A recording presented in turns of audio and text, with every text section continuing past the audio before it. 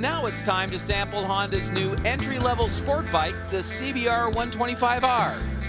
Now you may recall that last season we took you to the press launch of the CBR down in sunny Miami, where not only did Honda roll out this little four-stroke beauty with its fuel-injected, liquid-cooled 2-valve single, but as well Honda introed their new rider strategy. The press launch allowed us to thoroughly run the 6-speed CBR through its gears out on a closed course, and the results were impressive. But leaving Miami, we wondered how this little ripper would do out in the real world. Once back in the land of maple syrup and Dutchies, we rustled up a Canadian spec CBR and enlisted Dave Fox for this week's riding impression.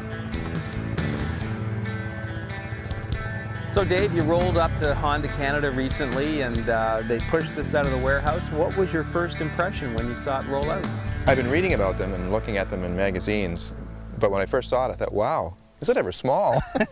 I guess what caught me was, first of all, the looks are great. I mean, it looks like a sport bike, and if you don't know bikes very well, you wouldn't necessarily know what size of bike it is. Yeah. The tires were a bit of a giveaway because they're so small looking. Yeah. But my first reaction was, wow, is it ever small? Yeah. You threw a leg over, you fired it up. How did you go from there? I really enjoyed it. As you know, I've always been riding cruisers all these years, and I've had a bit of an interest in sport bikes lately, and it has a great feeling. You can tuck your knees into this very narrow bike, but the ergonomics are great, just like any other sport bike that Honda makes or other companies make. You're a part of the bike when you're riding it. As I was riding down the highway, it doesn't have the same power, obviously, being only a 125, but it handles amazingly well. And for anyone who's learning to ride a motorcycle, what a great bike to build your confidence on. Right, right. So let's talk about that engine. It's, I found it very smooth when I rode it down in Miami at the launch. Very smooth motor. Not a ton of power, but still enough to get you on the highway. Absolutely. I was up around 100 kilometers per hour and felt quite comfortable. I even passed a car and I felt as though it held the road well.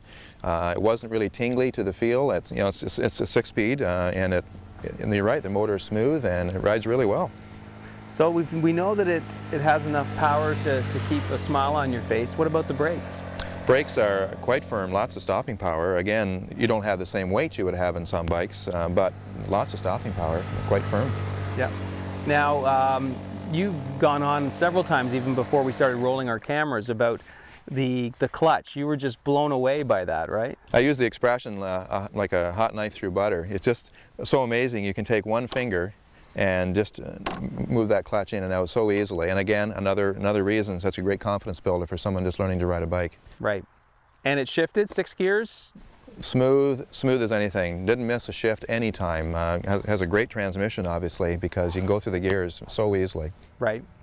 So Dave, obviously this is styled to look like other CBR sport bikes in the CBR family, but surprisingly enough, and I'm 6 feet tall, when I got on this motorcycle, I didn't feel like I was in the typical sport bike crouch. It's actually quite roomy. Mm-hmm.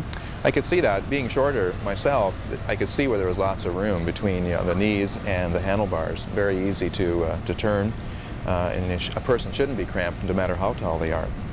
And having said that, sitting on the bike, even though it's small, you have a great look to the dash and the way the speedometer and the tachometer are laid out. So you feel like, yes, you're on a smaller bike, but you still feel as though you're on a professional motorcycle. Yeah, it's not a toy. No, it's not a toy. Now, Honda wants this bike to be an affordable, entry-level introduction to the world of motorcycling, and it's priced accordingly. Does the bike, in your opinion, look cheap? Does it look like something that's been built to a budget? No, actually it doesn't. When I first saw their advertised price and the fact that they would throw in a jacket and gloves and other things too, I thought, I might be seeing something that looked rather cheap, because I've seen some motorcycles that are not made by the major manufacturers that do look cheap. But this has got a great finish to it. The paint finish, the fairings, everything's finished off. The exhaust pipe, it's good quality. It's a good looking bike. It's something I would be proud to own and not be embarrassed to have parked somewhere to show the quality of it. And so, given all that, who would you recommend the bike to?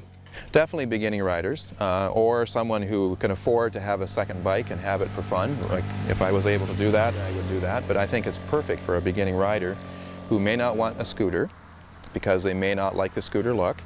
But for someone who likes a sport bike look and wants to begin riding motorcycles, a perfect thing to start on. Small, easy to handle, safe, and looks good. Well, Dave, thanks for joining us today. No problem. We dodged a few clouds. We did. And still managed to have some fun. That's great. Thanks, Thank man. you very much. Now it's time